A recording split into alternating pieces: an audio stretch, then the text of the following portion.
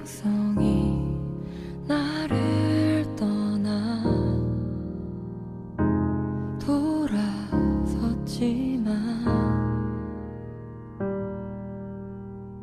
내 사랑이 내 백성을 포기 못하니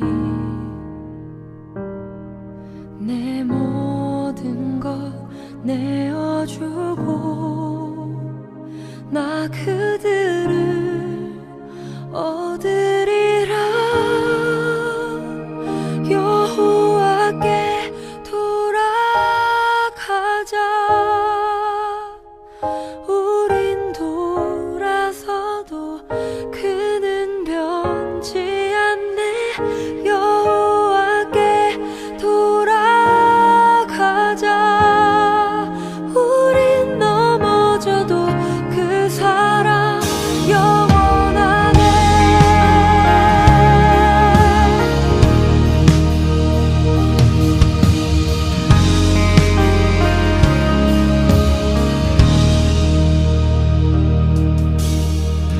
내 백성이 나를 떠나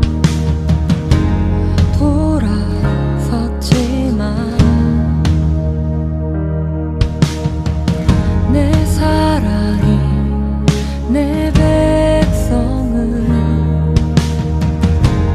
포기 못하니 내 모든 것 내어주고 나 그들을 얻으리라. 여호와께 돌아가자. 우린 돌아서도 그는 변치 않네. 여호와께 돌아가자. 우린 넘어져도 그 사랑 영원하네. 사랑은 오래 참고 자신을 내어주네. 서로 사랑할 때 세상은 주보네. 사랑은 절대 지지 않네. 사랑은 오래 참고 자신을 내어주네. 서로 사랑할 때 세상은 주보네. 사랑은 절대 지지 않네. 여호와께 돌아가자. 우린 돌아서도 그는 변치 않네. 여호와께 돌아가자. 우린 넘어져도 그 사랑 영원하네. 여호와께 돌아가자. 우린 돌아서도 그는 변치 않네. 여호와께 돌아가자. 우린 넘어져도 그 사랑 영원하네.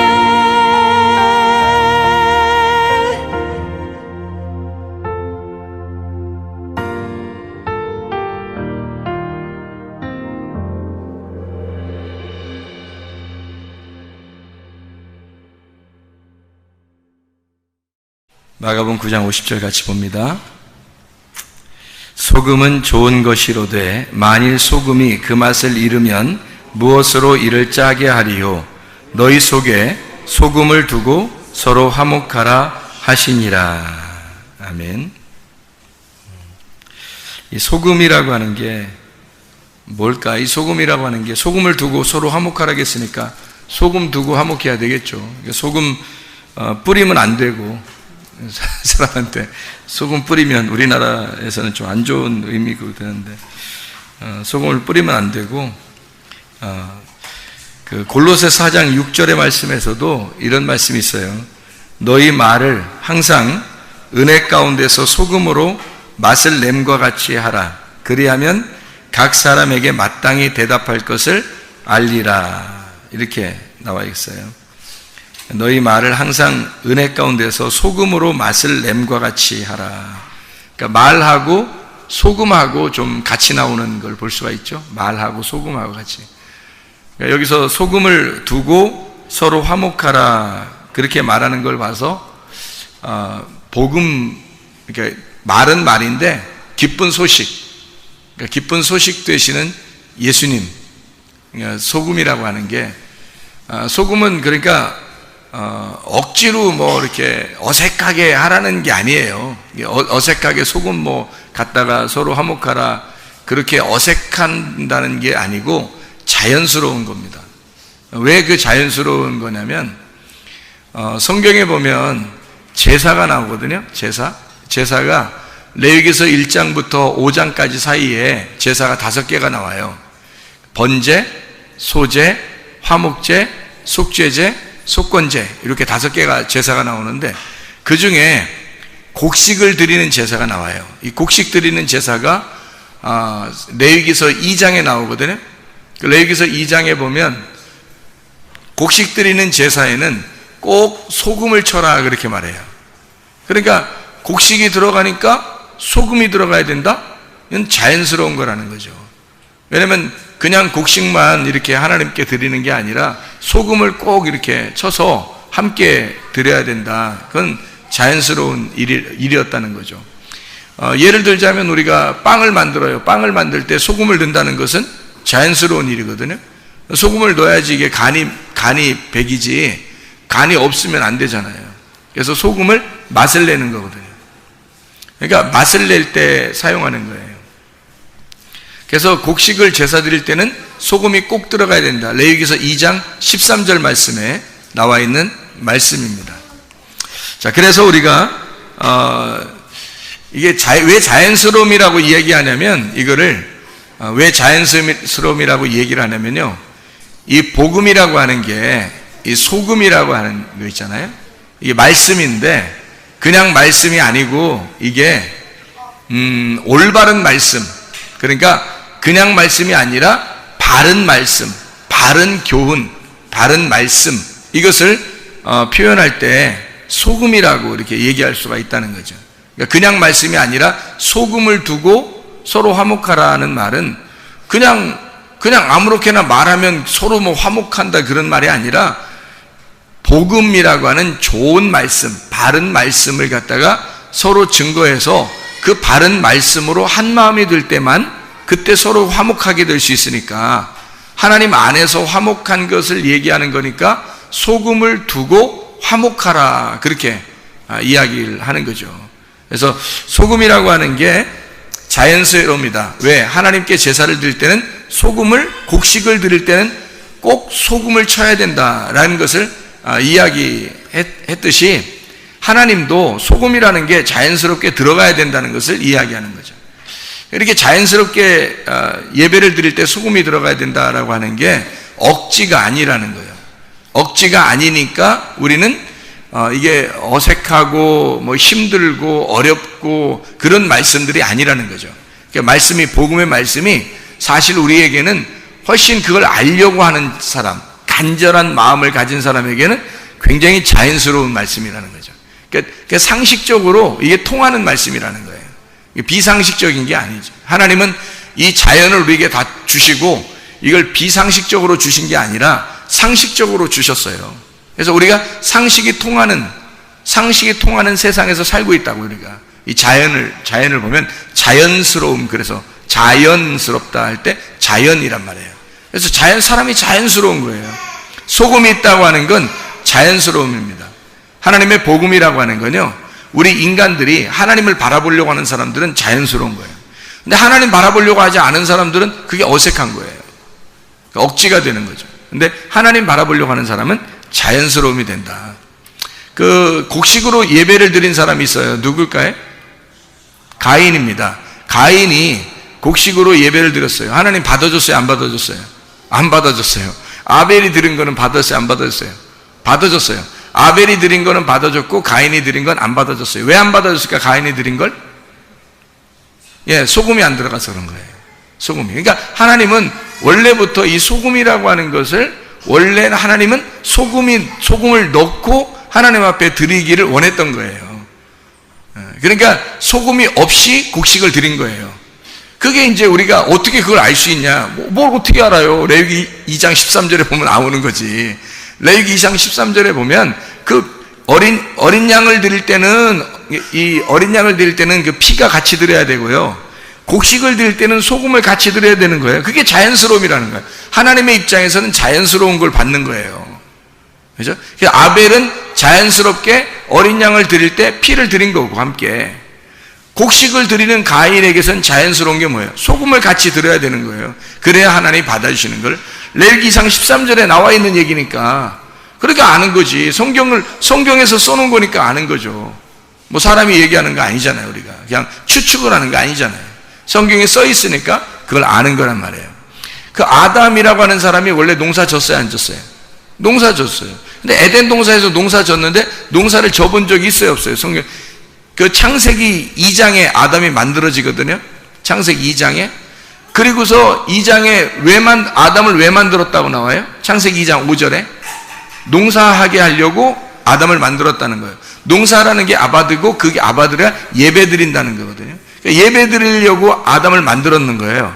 그러면 창세기 2장에 아담이 예배 드려본 적이 있나요? 농사를 지어본 적이 있나요? 아무것도 안 맞는 거예요. 그래서 이게 아무것도 안 하고 가만히 있으니까 하나님이 하와를 만들어서 선악과를 먹으라는 거예요. 그러면은 하와를 만들어서 기껏 너를 도와줄 거야 그러면서 돕는 배필을 만들어서 너를 도와줄 거야 해서 만들어 놨더니 기껏 선악과를 먹게 만들어요. 그러면 거기서 2장과 3장에서 아담이 농사를 지은 것이 있냐고요? 없어요. 농사 짓는 게 뭐였냐면 선악과 따먹는 게 농사 짓는 거였어요.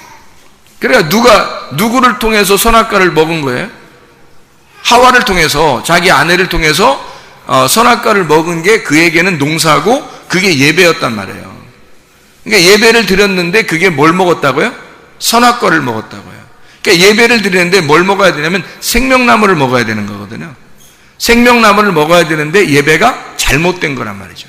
그러니까 아담과 하와가 예배가 잘못된 거예요. 선악과 먹은 거니까. 생명나무를 먹어야 되는데 선악과를 먹어버렸잖아요. 그러니까 잘못된 거라고. 근데 하나님은 그 잘못된 아담과 하와를 위해서 주님이 오셔가지고 그 대신 그 쓴물을 빨아들이고 자기가 죽으시고 그리고 그들에게 단물로 주시려고 구원을 주시려고 하는 하나님의 계획이니까 그들을 용납한 거예요. 받아들인 거라는 거죠. 예배는 실패한 거예요. 아담과 하와가 창세기 3장에 예배가 실패한 거예요. 그들에게 농사지라고 만들어놨더니 그들이 농사진 것도 없어요. 예배 드려본 적이 없어요. 기껏 한 게 다 선악과 먹은 거예요. 하와를 만들어줘 도와주라 했더니 선악과 먹자 한 거예요. 그러니까 아무것도 한 게 없고 우리가 성경을 보니까 선악과 먹은 것밖에 농사진 게 없더라는 거예요. 그러면 어떻게 선악과를 먹게 됐어요? 누구 때문에? 하와 때문에. 그러면 하와가 먹었을 때 하나님이 하와한테 나타났어요? 아니면 아담이 먹었을 때 나타났어요? 아담이 먹었을 때 나타나요. 그럼 처음부터 하와가 먹을 때부터 막아놓으면 되잖아요, 하나님이. 근데 안 막는단 말이에요. 그냥 하와가 먹고 자기가 그리고 아담에게 먹게 하니까 그때 하나님이 나타나신단 말이죠. 어떻다는 거예요? 뭐 했다는 거예요? 어떻게 한 거예요? 선악과를 먹은 게 예배라고 그랬어요. 선악과를 먹은 게. 왜냐면 아담과 하와는 선악과를 먹어본 적이 없어요. 그 전에 먹어본 적이 없어요. 먹어본 적이 없다가 선악과를 먹으면서 드디어 자기들을 발견한 거예요. 그러니까 하나님은 그걸 원한 거죠. 그런데 그냥 먹었어요? 누가 먹여줬어요? 누가 먹으라고 했어요? 먹으라고 했어요. 하와는 누가 먹으라고 했어요? 뱀이 먹으라고 했어요. 뱀은 어떻게 보면 어디에 갑자기 어디서 나타난 거예요? 땅에서 갑자기 어디서 나타났어요, 그죠? 어디에 있던 거예요, 뱀이? 선악과를 먹으라고 선악과를 쳐다보면서 얘기해 준 뱀이에요. 그러면 선악과는 어디에 있었던 거예요? 선악과는 창세기 2장에 보면 어디에 있어요? 어디 중앙에 있다 그러잖아요. 어디 중앙? 에덴 동산 중앙에 있는 거죠. 에덴 동산 중앙에 선악과가 있었는데 그 선악과를 먹으라고 뱀이 선악과 밑에서 나타난 거예요. 그러면 뱀은 어디에 있었던 거예요? 예, 에덴 동산이라는 성전에 선악과에 같이 있었던 거죠. 뱀이. 그렇죠? 예. 그러니까 우리가 그 뱀이라고 하는 걸 너무 이렇게 악하게만 보지 말라겠어요. 뱀이 뭔가 우리에게 가르쳐 주는 게 있다 그랬어요. 그래서 뱀을 나하시라고 그래요. 가르치는 자입니다. 가르치는 자. 뱀은 슬기로우면서 가르치는 자예요. 우리에게 뱀을 통해서 우리에게 가르쳐 주려고 했던 거예요.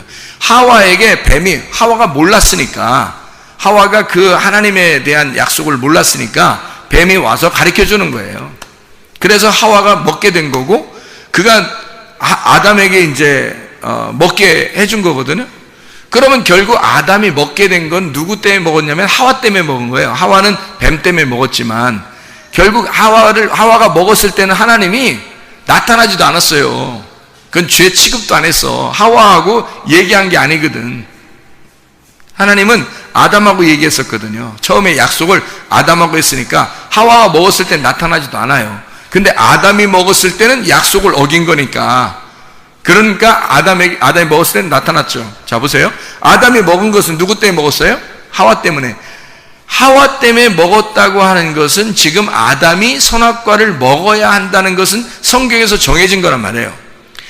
성경에서 창세기서에 선악과를 먹은 것이 정해져야 요한계시록의 생명나무를 먹게 돼 있어요.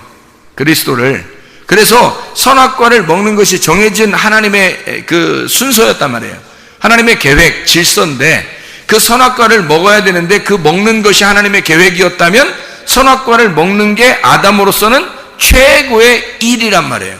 그게 최고의 노동이고 그게 최고의 농사, 그것이 예배란 말이에요. 그러니까 선악과를 먹는 게 예배인데 누가 도와줘요? 하와가. 선악과를 하와가 먹도록 도와주니까 아담 입장에서는 지금 누구를 통해서 먹은 거예요? 하와를 통해서 먹은 거니까 아담은 하와를 농사진 거죠.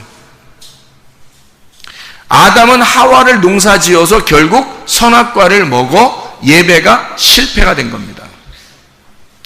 자, 이 말은 무슨 말이냐면요, 거기에 이 선악과를 먹으면 생명나무를 나중에 먹게 돼요. 그래서 그 생명나무를 먹게 됨으로써 선악과를 먹었음을 나중에 결론적으로 알려주는 내용이 성경이에요.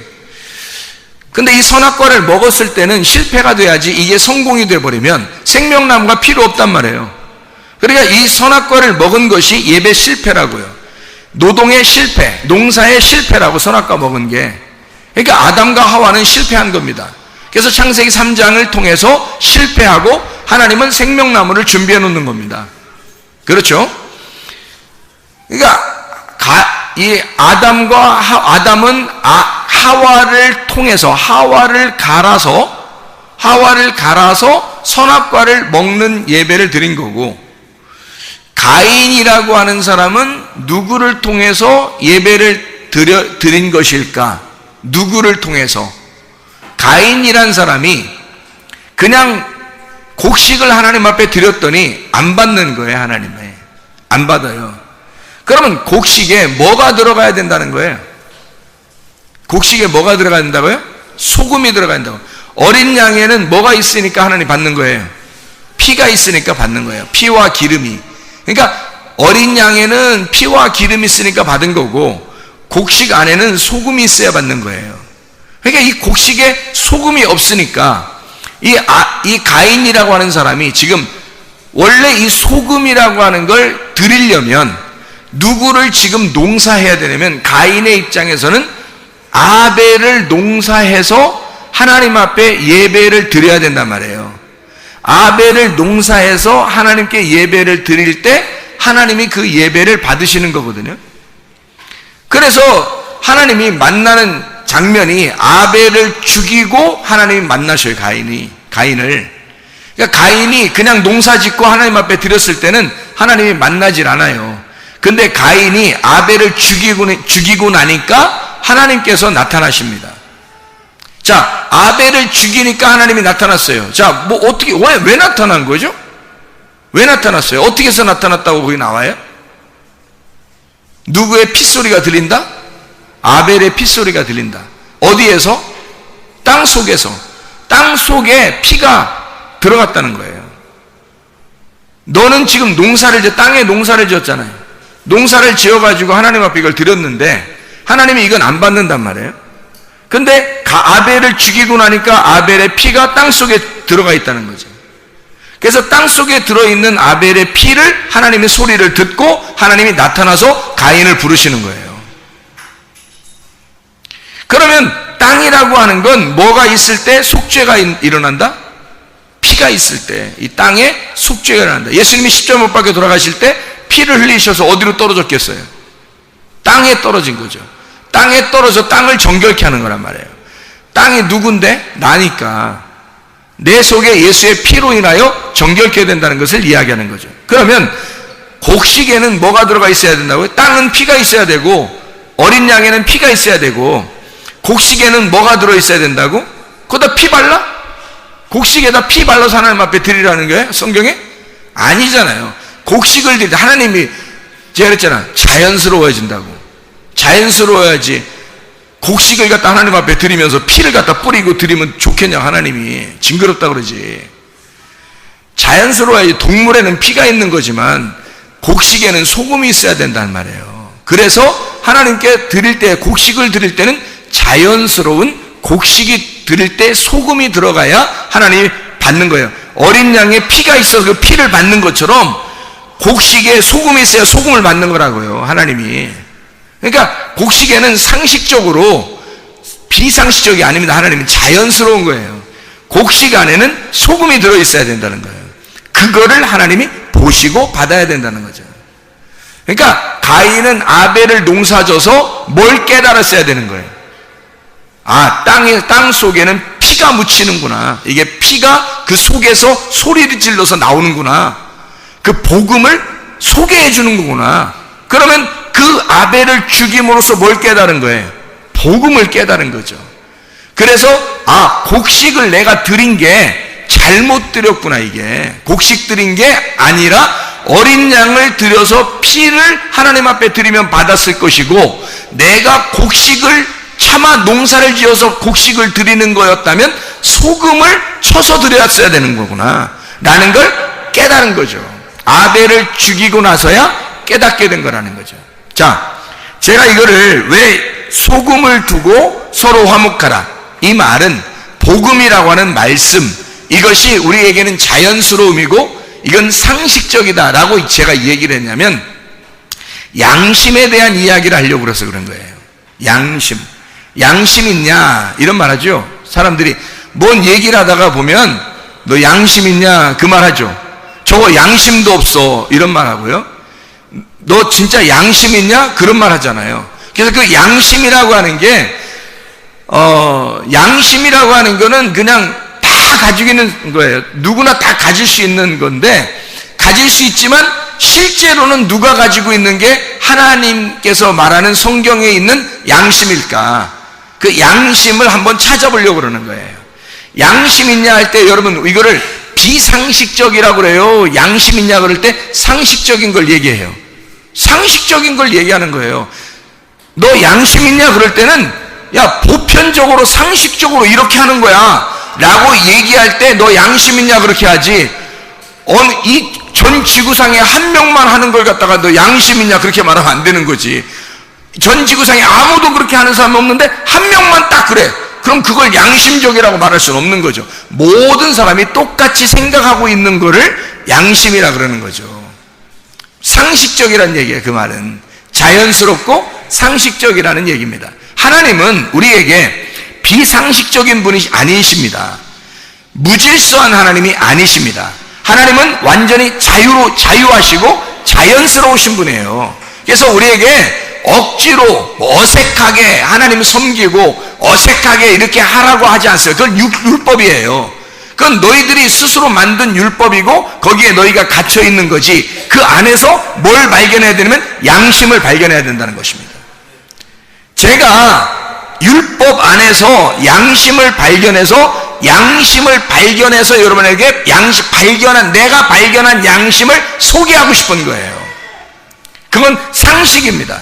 하나님을 만나는 사람들에게 아주 상식적인 거예요. 자연스럽고. 그래서 그 양심에 대한 이야기를 여러분에게 성경 몇 가지만 한번 찾고 같이 나누려고 하겠습니다.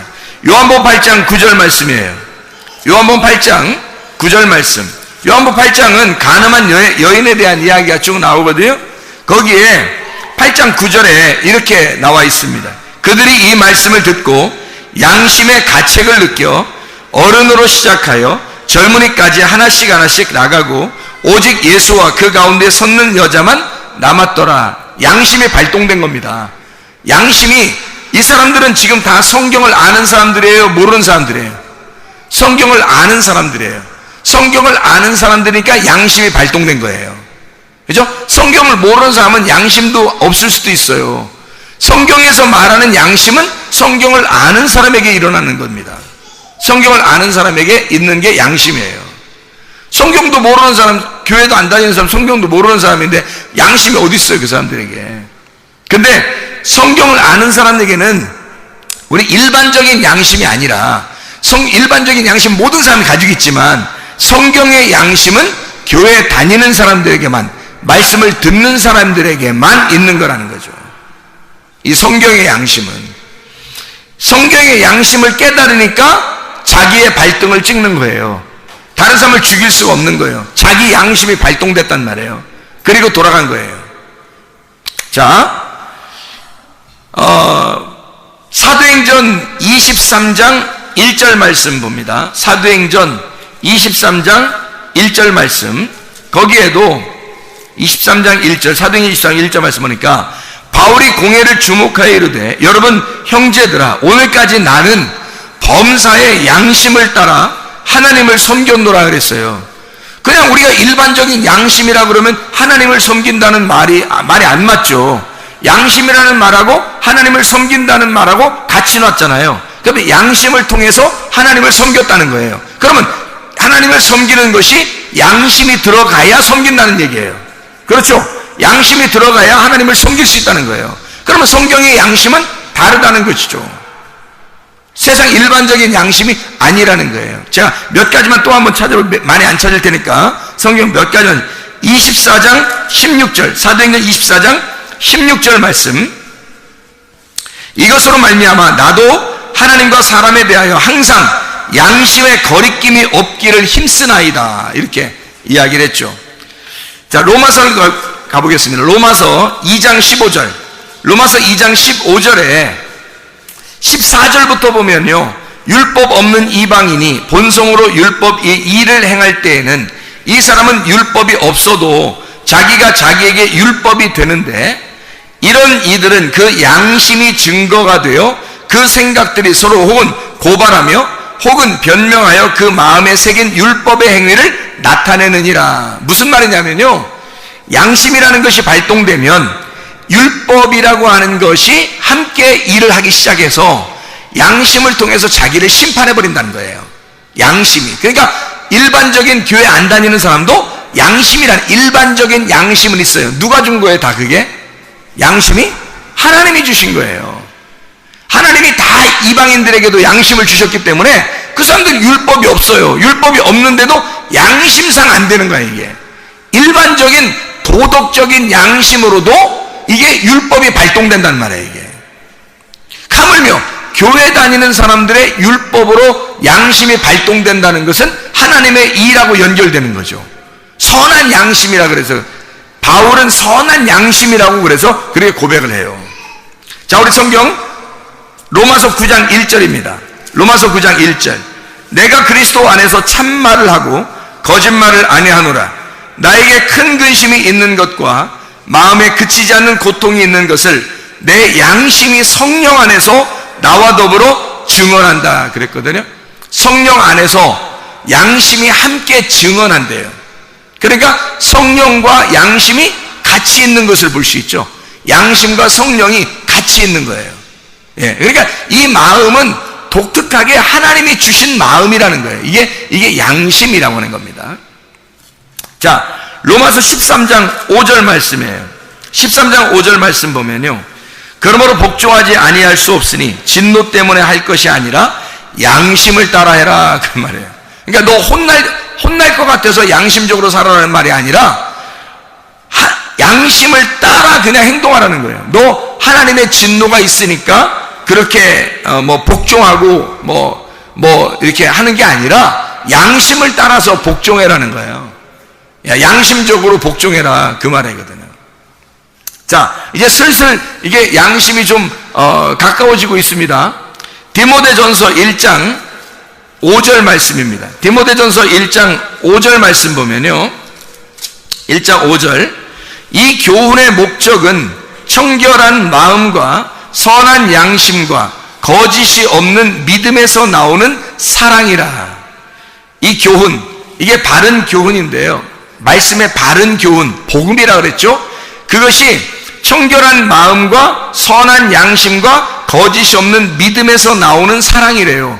그러니까 소금이라고 하는 것은 아주 자연스럽다 그랬죠. 소금은 자연스러움을 얘기하는 거예요.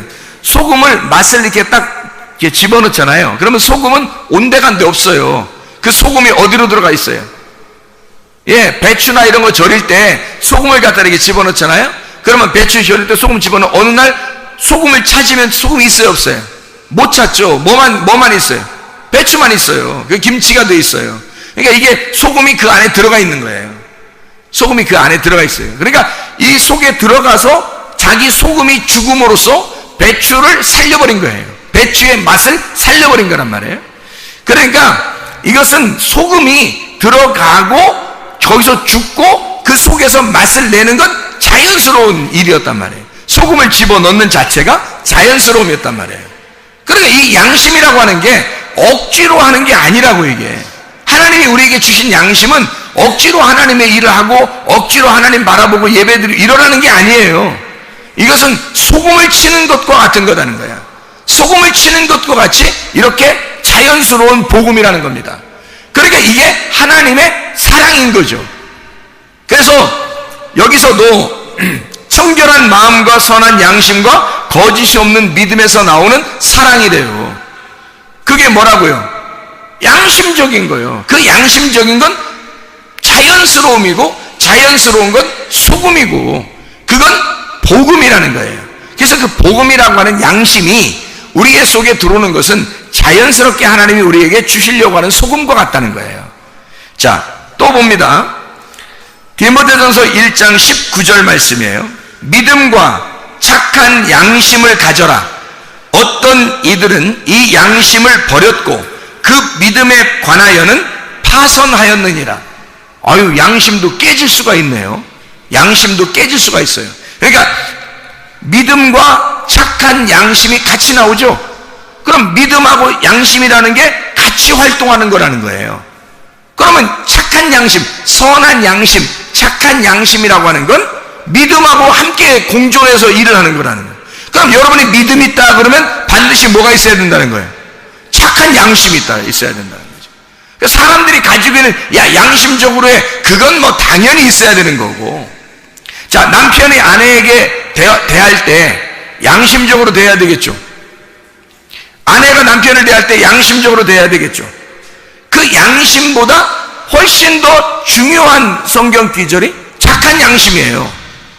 그런데 이 착한 양심은 뭐하고 함께 일한다고요? 믿음하고 함께 일한다고요. 그러니까 그냥 착하게 양심으로 대하는 게 아니라 착한 양심으로 대하고 착한 양심은 믿음과 함께 대하라는 거예요. 그것이 하나님의 양심이라는 거예요. 우리의 양심이 아니고. 그러니까 우리 양심을 얘기하려고 성경을 썼겠냐고. 너 양심적으로 살아라고. 그게 아니라 양심적인 건 하나님이 주신 건데 그 하나님이 주신 이것은 소금과 같이 자연스럽게 흘러 들어와야 된다는 거지, 우리한테. 이것이. 근데 그게 믿음과 함께 들어오는 거라는 거죠. 그게 착한 양심이라고 하는 겁니다. 자, 디모데전서 3장 9절 말씀입니다. 깨끗한 양심에 믿음의 비밀을 가진 자라야 할지니. 감독이 그렇고 집사가 그래요. 이게 어떤 사람이냐면 감독이나 집사는 교회에서 깨끗한 양심에 믿음의 비밀을 가지고 있어야 된다는 거예요. 그러면 깨끗한 양심과 믿음의 비밀이 함께 나오네요. 이렇게 같이 나오잖아요. 그러니까 믿음이 있다고 하면서 양심적이지 않거나, 제가 옛날에 양심적이지 못했어요. 제가 옛날에 양심적이지 못했다고. 그 내가 양심적으로 바뀌니까 이젠 알겠는 거예요. 무슨 말인가, 이게 성경이 무슨 말인가 알겠는 거예요. 믿음이 들어오니까 양심이 들어오더라는 거예요. 나한테 하나님의 양심이 내게 들어오더라는 거예요. 믿음이 들어오니까 하나님의 양심이 들어오더라는 거예요. 그래서 알게 된 거예요. 이게 저는 양심적이지 않았습니다. 일부러도 양심적이지 않게 생활하려고 한 적도 많았어요. 그러면서도 나 예수님 믿었으니까 천국은 어느 날 가겠지, 이렇게 비양심적으로 또 생각도 했어요. 그렇게 살던 사람인데 믿음을 갖게 되니까, 은혜를 받아 회개하고 믿음을 갖게 되니까 양심이 들어오더라는 거예요. 나도 모르게 착한 양심이 들어오더라는 거예요. 그러니까 이 속에서 바뀌어 있는 거예요.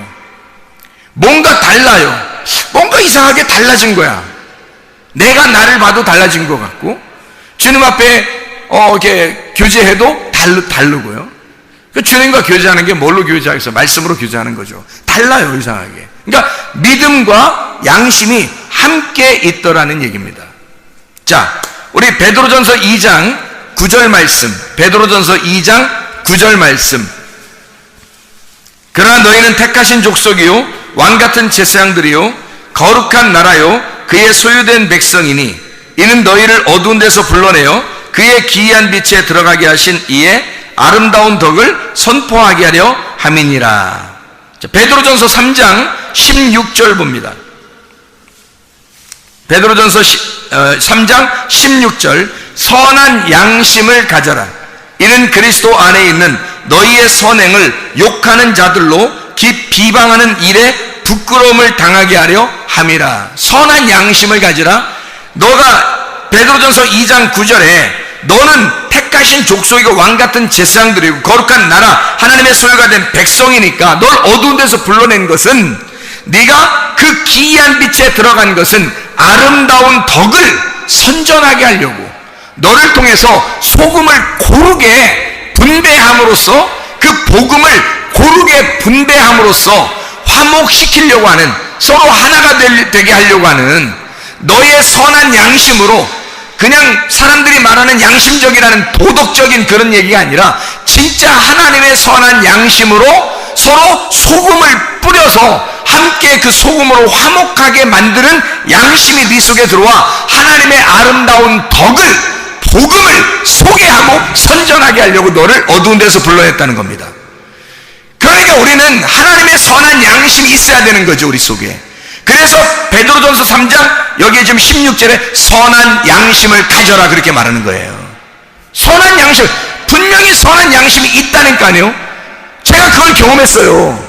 제가 그걸 경험했다고. 선한 양심이 분명히 있다고요. 그래서 선한 양심이라고 하는 것을 제가 발견했기 때문에, 그걸 선한 양심을 경험했기 때문에 제가 이거를 부인할 수가 없는 거예요. 그래서 그걸 소개하는 겁니다, 여러분에게.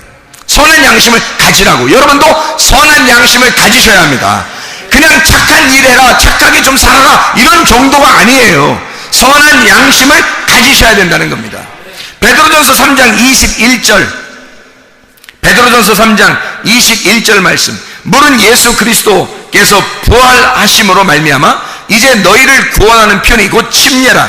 이는 육체의 더러운 것을 제하여버림이 아니오 하나님을 향한 선한 양심의 간구이니라 그랬어요. 침례를 받는 거 있잖아요. 침례 받는 거, 할례 받는 거. 할례 받는 거 육체를 끊어버리는 거예요. 침례, 죽는 거잖아요, 우리가. 그러면 이것을 죽는 것과 부활하는 것이 동시에 있거든요. 그러니까 여기서는 말하기를 죽는 것은 소극적이고 부활한 것은 적극적인 거라는 거야. 자, 침례는 너를 육체의 더러운 것을 끊어버리는 것이 아니요.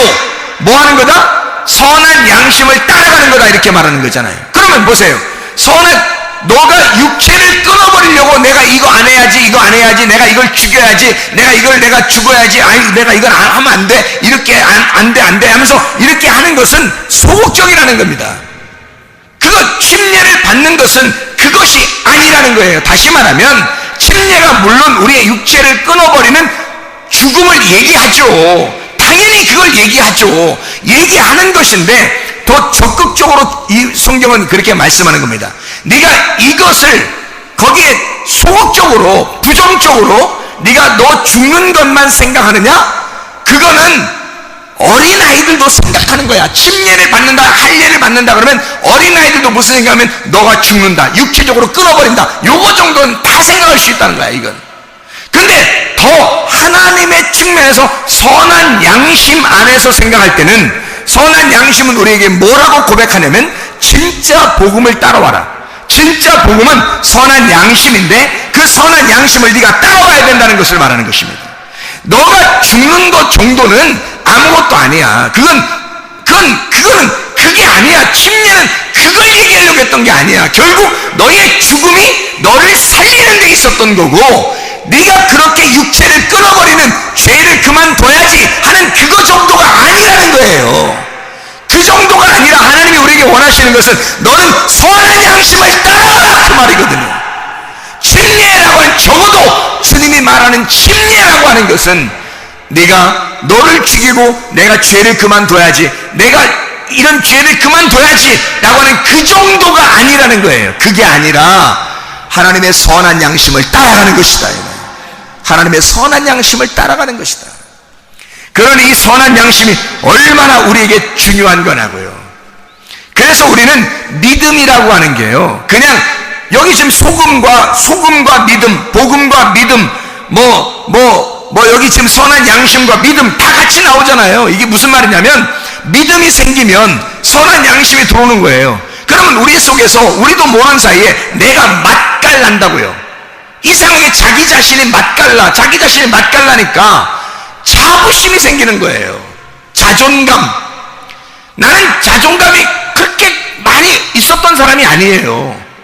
나를 바라보니까 자존감이 그렇게 많이 있었던 사람이 아닌데, 하나님의 말씀을 통해서 복음이 들어오니까, 선한 양심이 나를 막 파고 들어오니까, 소금이 막 골고루 나에게 맛을 내고 맛깔나는 사람이 되니까 내가 나를 존중하게 되더라는 것입니다.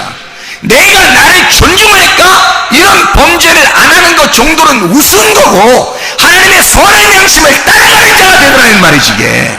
이게 굉장한 것이더라는 거예요. 여러분도 이 하나님의 선한 양심을 만나셔야 되잖아. 믿음을 여러분 속에 가지셔야 되잖아. 그래서 선한 양심이 들어오셔야 되잖아.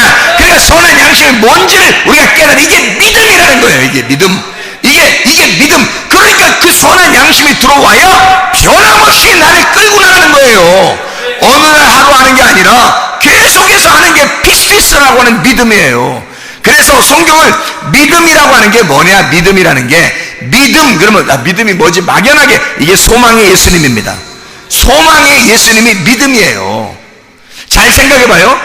히브리서 11장에 보면요, 히브리서 11장 1절부터 4절에 보면 믿음은 바라는 것들의 실상이요 보지 못하는 것들의 증거다 그랬잖아요. 그러면 바라는 것과 보지 못하는 것은 다 뭐예요? 안 보이는 거잖아요. 안 보이는 거니까 여기 지금 현실로 내가 보이는 게 아니잖아요. 보이는 게 아니, 믿음이라는 건 보이는 게 아니라는 거야. 안 보이는 거라는 거야. 그건 뭐예요? 안 보이는 거니까 소망이죠. 안 보이는 거니까. 자, 그러면 우리가 이것을 한번 찾아볼까요? 로마서 한번 8장을 한번 찾아봐요. 로마서 8장 세 가지만 한번 찾아봅시다. 로마서 8장 24절 말씀입니다. 자, 잘 들어봐요. 로마서 8장 24절. 우리가 소망으로 구원을 얻었음에 보이는 소망이 아니니 보는 것을 누가 바라리요? 생각해보세요. 뭘로 구원받다고? 우리가 소망으로 구원받다고. 여러분, 소망이 없으면 믿음 없는 거예요. 믿음으로 우리는 구원받아야 되잖아요. 그렇죠? 믿음으로 구원받잖아. 우리가 너희가 그 은혜를 인하여 믿음으로 말미암아 구원 얻었나니, 에베소 2장 8, 9절의 말씀이죠. 근데 여기는 지금 소망으로 구원 얻는다는 거잖아요. 보이는 것이 아니라 바라는 것을 보는 것을 누가 바라려고 그러잖아요. 안 보이니까 바라는 거예요. 안 보이니까 바라는 그것이 믿음이고, 그 믿음, 소망이라고 하는 믿음이라는 소망이 나를 구원했다는 거잖아요. 자, 생각해 보세요. 로마서 12장 12절, 로마서 12장 12절. 소망 중에 즐거워하며 환난 중에 참으며 기도에 항상 힘쓰며. 소망 바꿔서 믿음, 바라는 보이지 않는 것들, 그 믿음이라는 보이지 않는 거, 이 소망이란 말이에요. 로마서 15장 4절 말씀.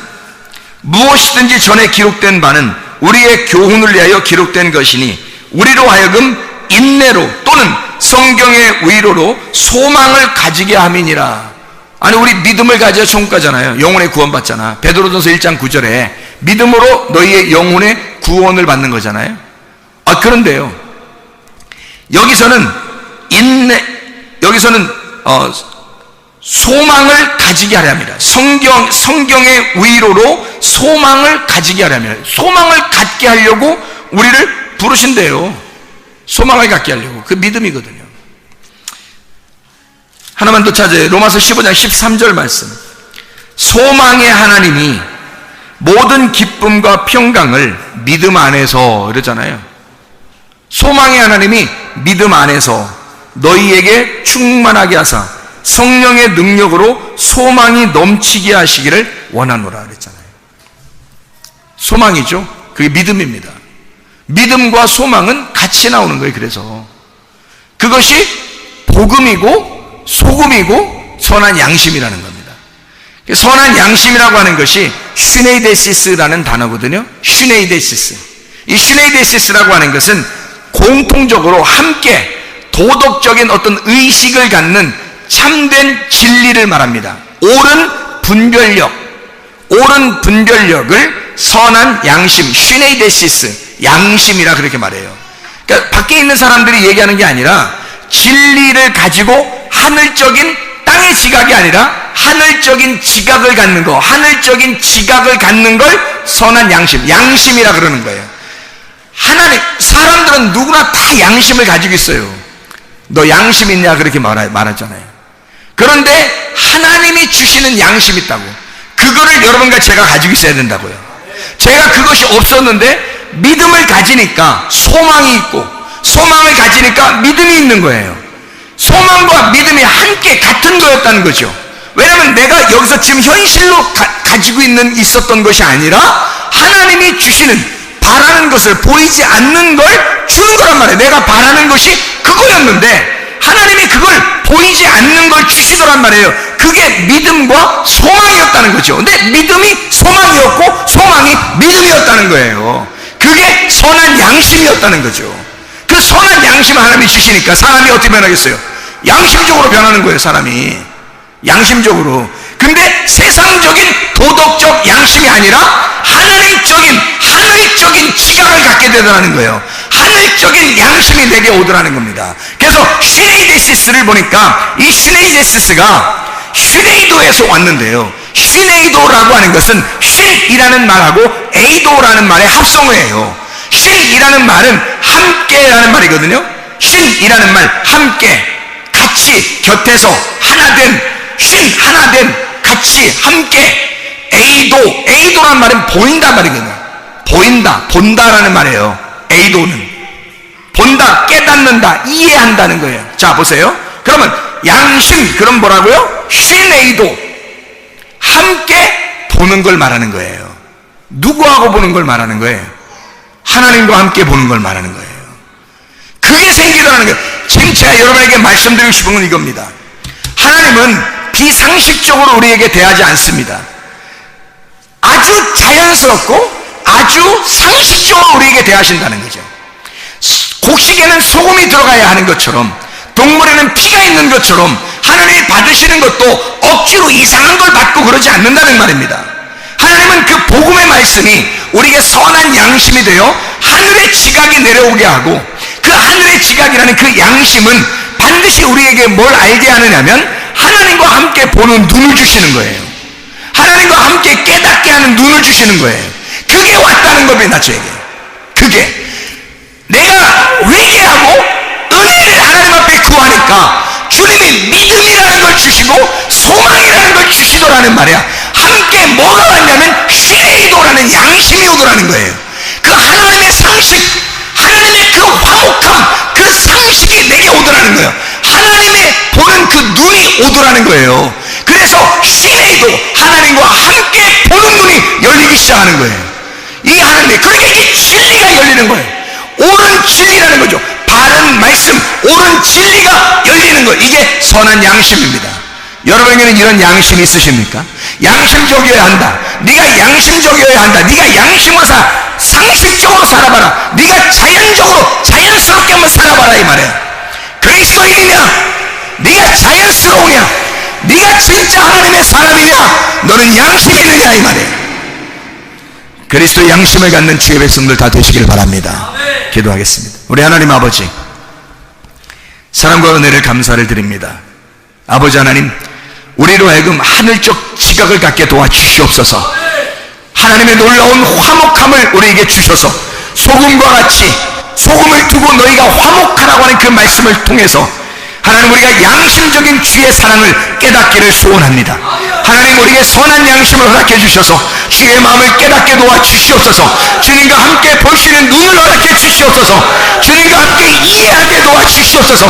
하나님의 말씀을 볼 수 있는, 하나님의 말씀을 들을 수 있는 눈과 귀가 열려지게 도와주시옵소서. 예수 그리스도 존귀하신 이름 받들어 기도드렸사옵나이다.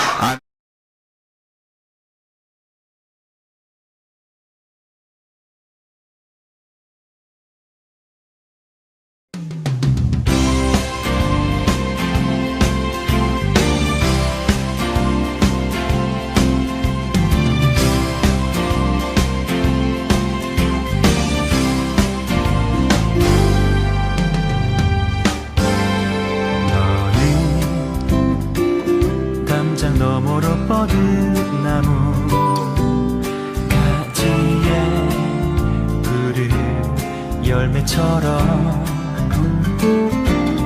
하나님의 귀한 축복이 삶에 가득히 넘쳐날 거야.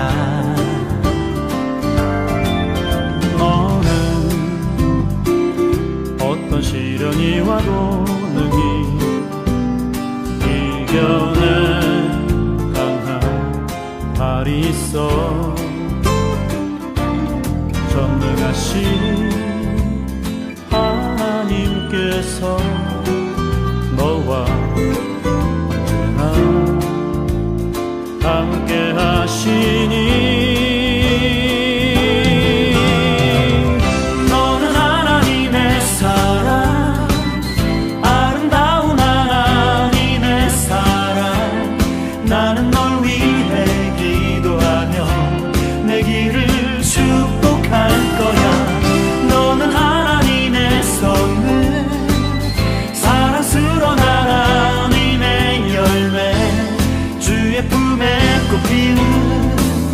나무가 되어줘.